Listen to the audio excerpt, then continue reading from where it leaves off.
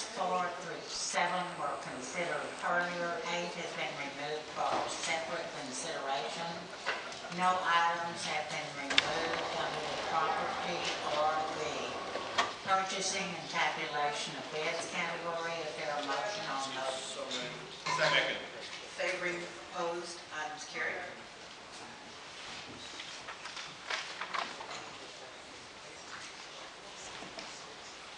Okay, under the ordinance category, items 15 through 29 and 55 have been removed for separate consideration. Is there a vote on the ballots? Moving to a vote on the balance. Favoring, opposed, items carried. Okay, items removed for separate consideration.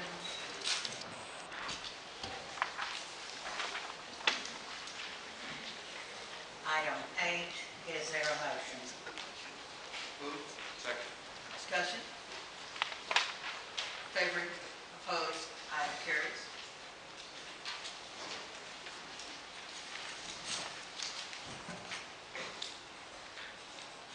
Item 15 is an ordinance. Discussion. Moving to a vote. Favoring, opposed, item carries. Item 16 is an ordinance. Discussion. Favoring, opposed, item carries. 17 is an ordinance. Discussion. Vice Mayor Pro Tem Davis. Thank you, ma'am.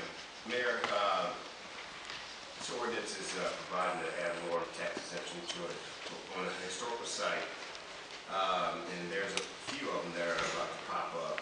And I understand we have an ordinance that's in place.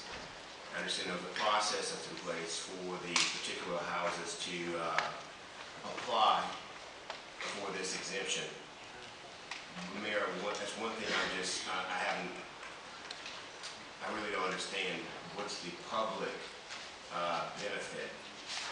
And I know we've talked about this earlier in the past. I think last year, I believe Councilmember Martin brought this up as well. So my concern is the public benefit. And so I put forth an amendment. And I understand that, it may not be the popular amendment, but it's at least going to start the dialogue or continue with. I think the planning department has already began to take a look at this ordinance. But I want to say everyone has it in front of them. I don't have to read it out loud. It's in its entirety. But basically, the middle portion reads: the city shall create the guidelines for an annual historical public benefit program. And so I believe that we're going to give them a break on their taxes because it's a historical site. And maybe there's a possibility for the citizens of Houston to be able to understand why we're stating that these houses are historical.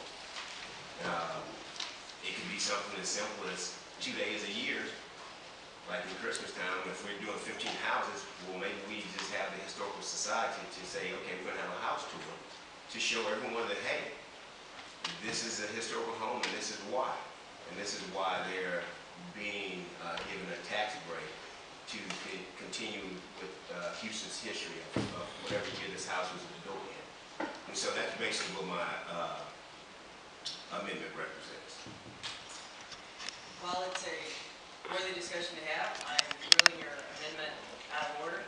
The underlying ordinance is not on the agenda today, merely the implementation of one aspect of the ordinance, the granting of the tax exemptions under the ordinance. And I will remind council members that there is a review of our historic preservation ordinance currently in process. And so this is out of order. It wouldn't be applicable to each ordinance numbers 15 through. No, sir. If I can refer you to the city attorney. Yes, sir. In order to accomplish your proposed amendment, the ordinance would have to be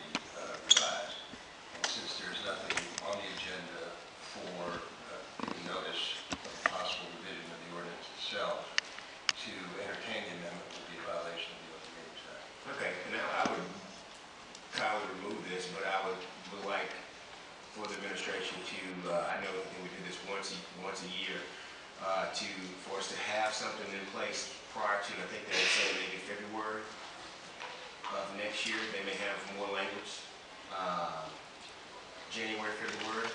Before we get any more, because, I'm sure that, these people, they looked at the application and said, well, I'm doing A, B, and C. Well, there's a 90-some% chance I'm going to get this exemption. And I think that's a good thing. I just want to make sure, again, that we have another portion, something else in place where the public gets an opportunity to see the benefit of their dollars. Thank you, ma'am. Councilmember, if I may respond? Yes, ma'am. When this was originally created, actually it was created, I know it's hard to believe, but before I actually came on council, it was created under the Lanier administration, although it has been revised since. And the public benefit was that it was one of the few mechanisms we had to actually preserve the architectural heritage of Houston. There is less pressure to do this now that we have historic districts. Okay. But at the same time, now that we have historic districts that mandates the preservation of houses, we have created a financial burden on those people who have historic homes in those financial districts. And so, in one sense, it actually becomes more important that we provide some reasonable opportunity to recoup the additional investment in historic homes. I live in a home that is a historic landmark, National Register and the city landmark. The requirement of this ordinance is that you spend 50% of the value of the improvements. I have spent that, but I couldn't spend it fast enough to apply for the exemption. It is a steep, steep burden. Okay. Thank you, ma'am.